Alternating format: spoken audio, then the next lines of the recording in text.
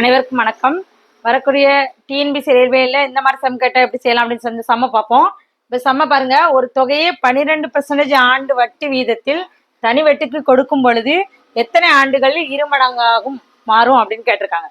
இப்போ பாருங்க, தொகை வந்து நம்மளுக்கு எவ்வளோன்னு கொடுக்கல, அதனால நம்ம தொகை என்னென்னு எடுத்துக்கிறோம்னா எக்ஸ்ன்னு எடுத்துருக்கோம். அசல் தொகையை வந்து எவ்வளோன்னு கொடுக்குறதுனால நம்ம வந்து அதை எக்ஸ்ன்னு எடுத்துக்கிறோம். அசல் தொகையை. அனைவருக்கும் வணக்கம். வரக்கூடிய டிஎன்பிசி ரயில்வே எக்ஸாம்ல இந்த மாதிரி சம் கேட்டால் எப்படி செய்யலாம் அப்படின்னு பார்ப்போம். இப்போ இந்த சம்ம பாருங்க, ஒரு தொகையை 12% ஆண்டு வட்டி விதத்தில் தனி வட்டிக்கு கொடுக்கும் பொழுது எத்தனை ஆண்டுகளில் இருமடங்கு ஆக மாறும் அப்படின்னு கேட்டிருக்காங்க.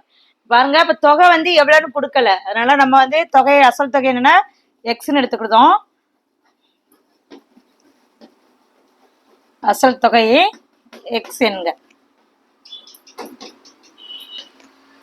பாருங்க, கொடுக்கும் பொழுது எத்தனை ஆண்டுகளில் இருமடங்காக மாறும் அப்படின்னு சொல்லியிருக்காங்க. அப்போ மொத்த தொகை வந்து என்னவாகுது, 2 மடங்கு ஆகுதுன்னு சொல்றாங்க. அப்போ மொத்த தொகை வந்து 2 மடங்கு. அப்போ 2x மாறும் பொழுது எத்தனை ஆண்டுகள் மாறும்னு கேட்டிருக்காங்க. அப்போ நம்மளுக்கு தனி வட்டி வந்து என்ன கேட்டிருக்காங்கன்னா, மொத்த தொகையில இருந்து அசல் தொகையை கழிச்சா நம்மளுக்கு என்ன கிடைக்கும், வட்டி தொகை கிடைக்கும். அப்போ 2x மைனஸ் இதுல இருந்து இதை கழிச்சா நம்மளுக்கு கிடைக்கிறது எக்ஸ். இப்போ தனி வட்டியோட வேல்யூ வந்து நம்மளுக்கு எவ்வளோ, எக்ஸ்ன்னு கிடைக்கி. இப்போ நம்மளுக்கு என்ன கேட்டிருக்காங்கன்னா, கொடுக்கும் பொழுது எத்தனை ஆண்டுகள் காலம் கேட்டிருக்காங்க. அப்போ காலத்துக்கான ஃபார்முலா என்னன்னா,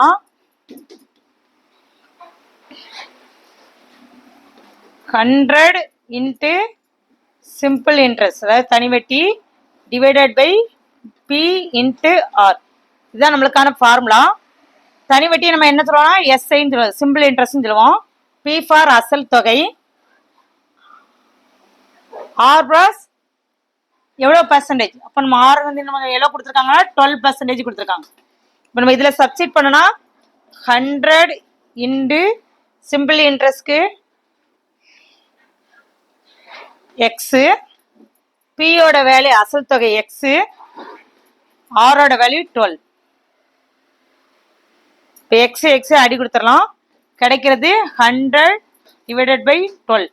நமக்கு அடி கொடுத்தோம்னா 9696, 896 மீதி 4. அப்போ 8 ஆண்டுகள்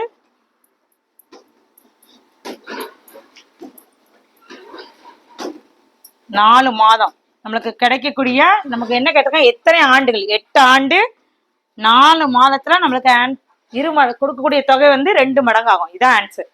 தேங்க்யூ.